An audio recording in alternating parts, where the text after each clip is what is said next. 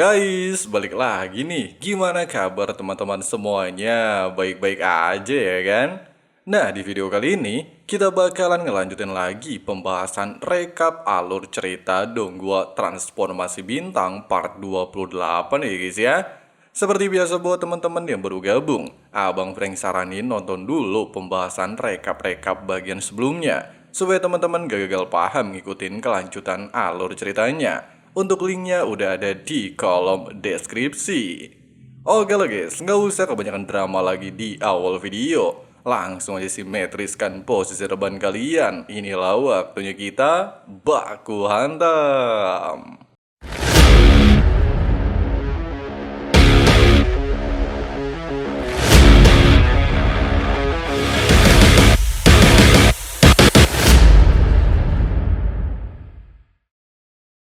Setelah keluar dari Gunung Exalted Celestial, para God King dipenuhi amarah. Mereka mengira God King Ashura telah melanggar janjinya dengan tetap mencoba merebut stempel bumi. Namun God King Ashura dengan santuy menegaskan, dia memang pernah bersumpah untuk tidak pernah menginjakan kaki di Gunung Exalted Celestial, tetapi bukan bersumpah tidak merebut pemilik stempel. Selain itu juga, stempel bumi kini berada di tangan Jianglan, sementara Kinyu menjadi sosok terkuat yang melindunginya. Tidak lagi bisa mengatakan apapun, serta menyadari kombinasi kekuatan Kinyu dan Jianglan bisa menjadi ancaman, 8 Kaisar Suci dan para God King memutuskan untuk menyatukan kekuatan. Mereka sepakat mengepung kota kabut dan memaksa Kinyu menyerahkan stempel bumi. Bahkan God King Ashura yang selama ini dibenci tetap diajak bergabung. Pasalnya kekuatannya dianggap sangat dibutuhkan untuk menghadapi Kinyu. Di sisi lain, Kinyu sudah mengetahui rencana besar tersebut. Namun bukannya panik, dia justru telah mempersiapkan segalanya. Dia lantas meminta Jianglan memasuki alam semesta barunya. Sebuah ruang dengan percepatan waktu hingga 100.000 kali lipat. Tujuannya hanya satu, agar Jianglan bisa sepenuhnya memahami kekuatan stempel bumi sebelum pertempuran besar dimulai. Meski pada awalnya enggan meninggalkan Kinyu, Jianglan akhirnya menerima keputusan tersebut. Dia sadar Kinyu sudah cukup kuat untuk menghadapi para musuh yang datang menyerang. Singkatnya, sementara Jianglan berkultivasi, Kinyu memperkuat pertahanan kota kabut dengan formasi raksasa. Bahkan jika keadaan menjadi sangat buruk, dia sudah menyiapkan cara untuk memindahkan seluruh kota ke dalam alam semesta barunya. Bersama dengan hal tersebut, lebih dari 30 God King mengepung kota kabut. Kabut tebal yang diciptakan Kinyu langsung menyelimuti seluruh wilayah, membuat para God King kehilangan kemampuan untuk mendeteksi keadaan di dalam kota. Meski mereka mencoba menyerang, tetapi seluruh serangan justru berbalik menghantam diri mereka sendiri. Dan saat itulah Kinyu muncul di hadapan seluruh musuh. Para God King menuntut Kinyu menyerahkan Jianglan dan stempel bumi. Namun Kinyu hanya tersenyum dan balik mengejek mereka. Menurutnya, jika mereka benar-benar berani, seharusnya mereka langsung menghadapinya dan bukan datang hanya dengan ancaman. Zouran yang diketahui menyimpan dendam segera melancarkan serangan. Namun sayangnya, kekuatan Kinyu kini sudah berada di level yang sama sekali berbeda. Dalam satu serangan sederhana, Kinyu menghancurkan senjata lawannya dan langsung menghabisinya. Kematian seorang God King hanya dalam satu serangan membuat seluruh pasukan terdiam. Untuk pertama kalinya, mereka benar-benar menyadari betapa mengerikannya kekuatan Kinyu. Namun mereka belum menyerah. 8 Kaisar Suci segera membentuk formasi gabungan terkuat yang pernah mereka ciptakan. Dengan percaya diri, mereka kembali mengancam Kinyu agar menyerahkan Jianglan dan stempel bumi. Ancaman barusan sama sekali tidak membuat Kinyu gentar. Baginya, seluruh formasi tersebut hanyalah usaha yang sia-sia. Sementara itu, di dalam ruang percepatan waktu, Jianglan terus mendalami kekuatan stempel bumi. Ribuan tahun berlalu di dalam ruangan tersebut, meski di dunia luar hanya berlangsung sesaat. Dalam proses pemahamannya, Jiang Lan kembali melihat kenangan menyakitkan tentang kematian orang yang paling dia cintai. Kenangan itu justru semakin memperkuat tekadnya. Dia bersumpah tidak akan membiarkan tragedi yang sama menimpa Qin Yu. Singkatnya, di saat pertempuran di luar mencapai puncaknya, Jiang Lan keluar dari pengasingan dan langsung meminta Qin Yu menyerahkan pertarungan kepadanya. Bahkan Qin Yu sendiri tidak menyangka pamannya benar-benar mampu menguasai hukum waktu dalam waktu sangat singkat. Begitu pertempuran dimulai, para kaisar suci meluncurkan jutaan pedang energi yang mengarah kepadanya. Namun Jiang Lan kini telah menguasai hukum waktu. Dalam sekejap mata, dia menggunakan teknik penghentian waktu, membuat seluruh gating yang berada dalam jangkauan teknik tersebut langsung membeku. Tanpa memberi kesempatan sedikit pun, Jiang Lan menghabisi mereka satu demi satu.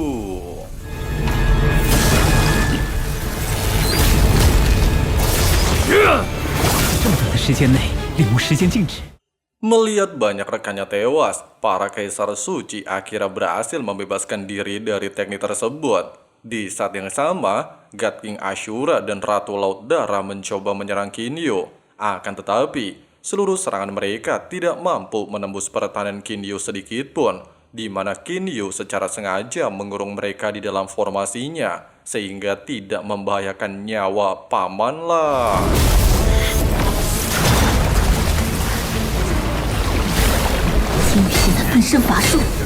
Sementara itu, Jiang Lan terus bertarung sendirian menghadapi formasi gabungan 8 kaisar suci. Walaupun berkali-kali berhasil menghindari serangan, kekuatan musuh yang terus menghujani dirinya perlahan mulai menguras tenaganya. Melihat Jiang Lan mulai melemah, para kaisar suci memanfaatkan kesempatan untuk melancarkan serangan terakhir.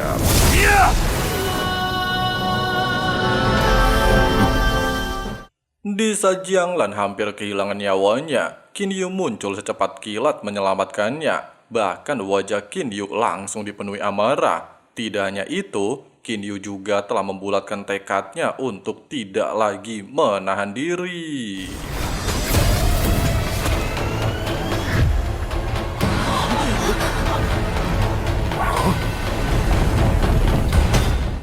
Ledakan aura yang keluar dari tubuhnya langsung membuat seluruh God King gemetar. Baru saat ini mereka benar-benar menyadari bahwa kekuatan Qin Yu sudah jauh melampaui seluruh kaisar suci. Merasa tidak mungkin menang, pihak musuh akhirnya memilih melakukan negosiasi. Dan di momen inilah, Jiang Lan memanfaatkan situasi dan bersumpah dia tidak akan ikut memperebutkan stempel manusia alias stempel terakhir demi menghentikan pertumpahan darah yang terus berlanjut. Dengan adanya sumpah tersebut, serta tidaklah ingin mengambil resiko lebih besar, kedua belah pihak lantas sepakat menyudahi perang kali ini. Seluruh kaisar suci memilih mundur, meski masih menyimpan dendam terhadap Qin Yu dan Jiang Lan.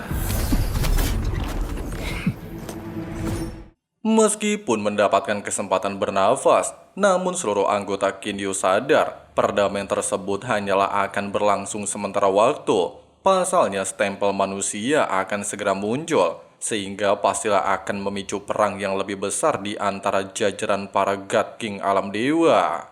Dengan adanya fakta tersebut, serta demi melindungi seluruh keluarganya, Qin Yu memutuskan untuk segera berkultivasi demi menyempurnakan lapisan kedua alam semesta ciptaannya.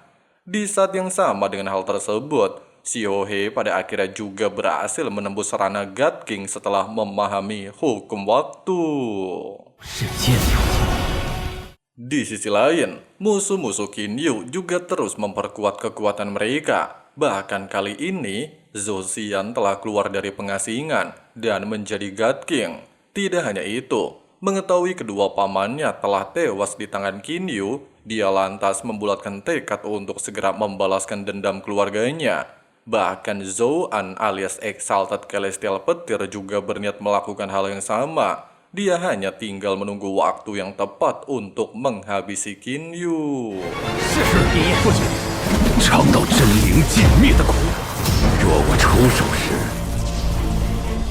Beberapa tahun kemudian, waktu yang ditunggu akhirnya tiba. Stempel manusia akhirnya muncul di Gunung Exalted Celestial. Seluruh God King dari berbagai wilayah langsung bergerak tanpa ragu. Aliansi yang sebelumnya terbentuk seketika hancur. Mereka saling menyerang demi merebut harta terakhir yang diyakini mampu menjadikan mereka sebagai Exalted Celestial yang baru. 等爷爷出手，先快乐一会儿吧。就让这些争夺的人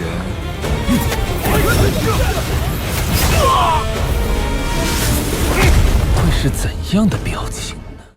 Pertempuran memperebutkan stempel manusia akhirnya mencapai puncaknya. Seluruh God King berkumpul di sebuah dunia ilusi Goa Laut Kuno. Tempat harta legendaris itu bersembunyi. Semua orang mengetahui bahwa siapapun yang berhasil menguasai stempel tersebut, maka dipastikan akan memiliki peluang terbesar untuk menjadi Exalted Celestial. 就把这些烦人的小虫子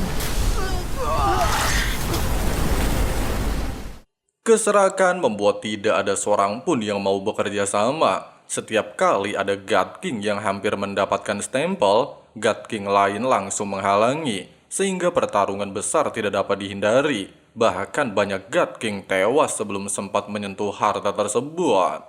Di antara mereka, Huang Fu menjadi orang yang paling berambisi. Dia ingin memperoleh stempel manusia agar bisa menembus ranah Exalted Celestial dan membalaskan dendam kepada Jianglan. Namun ambisinya dihalangi oleh Kaisar Suci Duan Muyu. Dia juga mengincar harta itu demi kejayaan klannya. Pertarungan sengit akhirnya pecah. Kedua belah pihak mengerahkan seluruh kekuatan mereka. Sementara Huang Fu terus menahan Duan Muyu, para bawahannya diperintahkan mencari lokasi stempel yang sebenarnya.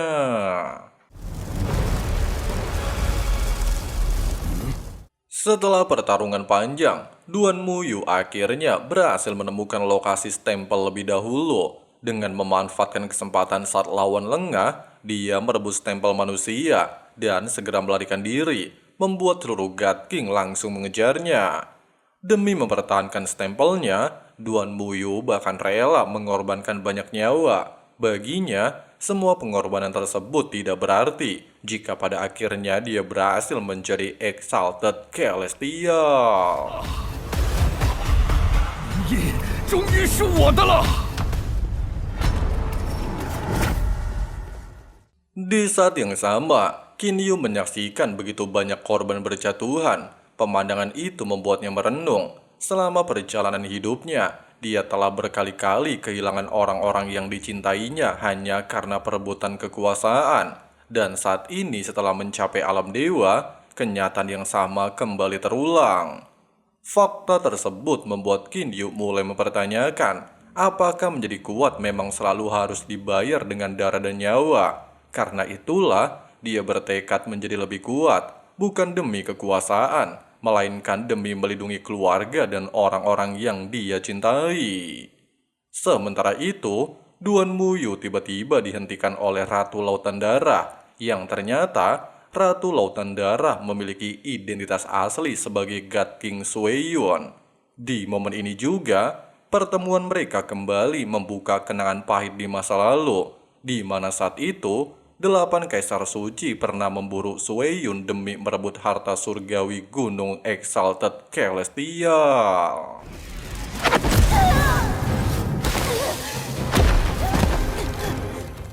Saat itu, Sueyun hanyalah umpan. Harta yang sebenarnya berhasil dibawa oleh rekannya, hingga akhirnya rekannya berhasil menjadi Exalted Kebebasan. Namun penghinaan yang dia terima dari para kaisar suci tidak pernah dia lupakan. Pasalnya ketika pertempuran dianggap selesai, Duan Muyu justru melampiaskan amarah gagal menjadi Exalted Celestial kepadanya. Saat ini setelah ribuan tahun berlalu, Sueyun memutuskan untuk membalaskan semua dendamnya kepada Duan Muyu. Pertarungan sengit kembali terjadi. Meski Duan Muyu menggunakan pusaka sucinya untuk bertahan, kekuatan Sueyun telah berkembang jauh melampaui sebelumnya. Perlahan pertahanannya dihancurkan, hingga akhirnya Duan Muyu tewas di tangan Sueyun. Kematian seorang kaisar suci jelas membuat seluruh alam dewa terguncang. Sejak dunia itu tercipta, belum pernah ada seorang kaisar suci yang terbunuh. Peristiwa tersebut langsung mengubah keseimbangan kekuasaan. Dengan Sui Yun berhasil membawa kabur stempel manusia, sekaligus pusaka milik Duan Muyu, dia yakin hanya tinggal selangkah lagi menuju ranah Exalted Celestial dan bertemu dengan Exalted Kebebasan. Namun sayangnya, pelariannya tidak berlangsung lama. God King Ashura bersama para kaisar suci lainnya segera mengepungnya. Mereka menuduh Sui Yun telah merusak tatanan alam dewa dan menjatuhkan hukuman mati kepadanya. 正有此意。 Meskipun Sui Yun sempat ingin menggunakan harta Duan Muyu, namun sayangnya dia tidak diakui oleh pusaka tersebut. Pasalnya hanya bisa digunakan oleh garis darah dari 8 keluarga besar alam dewa. Bahkan tanpa terduga, harta milik Duan Muyu jatuh kembali ke tangan putrinya dan menjadi kaisar suci yang baru. 8 kaisar suci bekerja sama membentuk formasi gabungan yang sangat kuat. Sui Yun memang mampu menahan serangan mereka untuk sementara. Bahkan sempat membalikan keadaan menggunakan kekuatan laut alam semesta dan hujan darah. Tetapi semakin lama pertarungan berlangsung, tekanan dari formasi 8 kaisar suci mulai membuatnya kewalahan.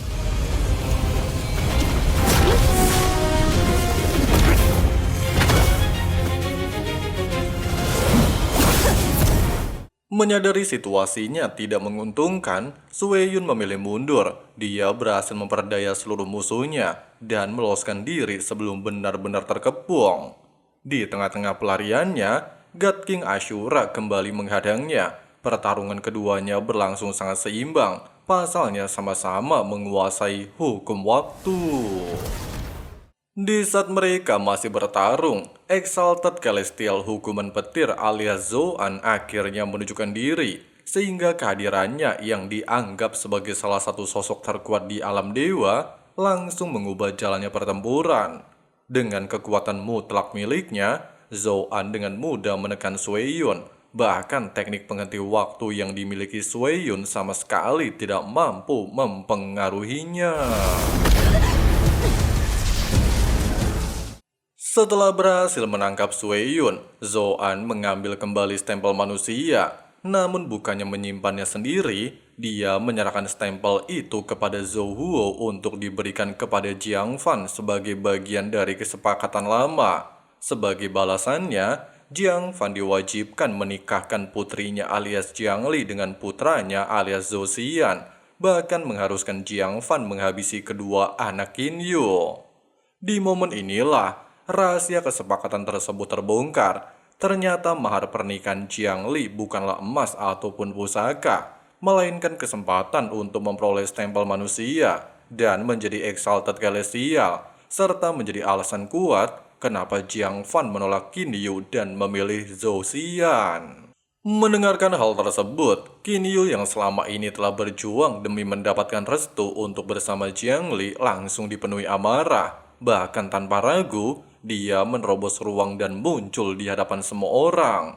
Targetnya hanya satu, dia ingin menghabisi Zhou Huo meski berada di hadapan Zoan yang telah menjadi Exalted Celestial. Pertarungan sengit akhirnya kembali pecah. Kekuatan Qin Yu berada jauh di atas Zhou Huo, sehingga lawannya terus terdesak tanpa mampu memberikan perlawanan berarti. Melihat putranya hampir terbunuh, Exalted Celestial Petir akhirnya turun tangan. Dengan kekuatan absolutnya, dia mencoba menghentikan Qin Yu. Namun Qin Yu berhasil menggunakan formasi dan hukum waktu untuk menahan serangan tersebut.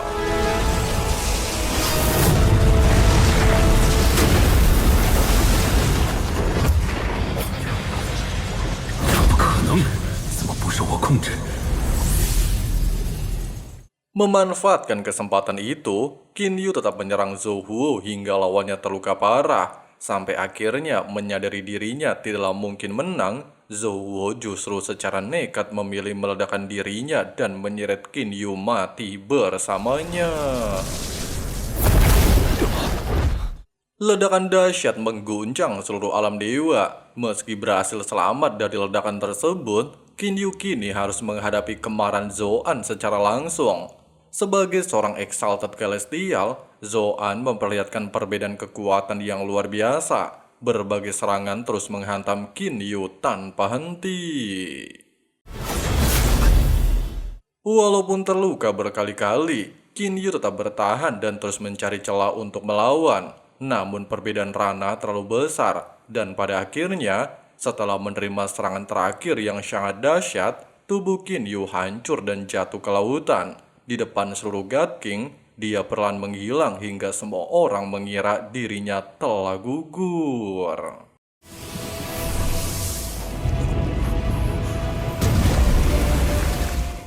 Kematian Qin Yu jelas mengejutkan seluruh alam dewa. Sebagian orang yakin tidak mungkin ada yang mampu selamat setelah menerima serangan seorang Exalted Celestial. Namun beberapa God King masih percaya bahwa Qin Yu belum benar-benar mati. Bahkan mereka juga heran di mana stempel manusia yang sebelumnya sempat direbut oleh Qin Yu.